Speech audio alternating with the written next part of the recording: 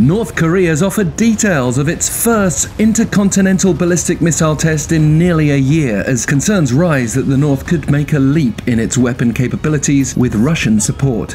That said, North Korea described the missile it test-fired Thursday as the ultimate version of its long-range missile series and the world's most powerful strategic deterrent. The launch was personally guided by leader Kim Jong-un, who was accompanied by his daughter and potential successor. But what do we know about the missile itself?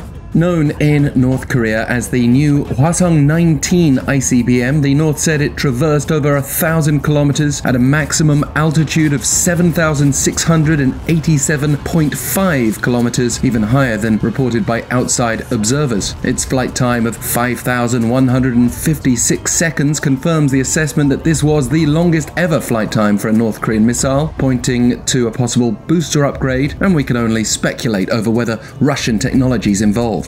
But the North can't escape global scrutiny over its troop deployment to Russia, which could lead to a greater role for South Korea. Ukrainian-President Volodymyr-Zelensky has called for the South to supply an air defense system, with a Ukrainian envoy expected to visit South Korea to discuss the matter. If Seoul agrees to the request, this will mark a departure from its policy of only supporting Ukraine with non-lethal aid, with some speculating that if support is given, it may be in the form of old surface-to-air missiles that may be seen as less provocative and more defensive.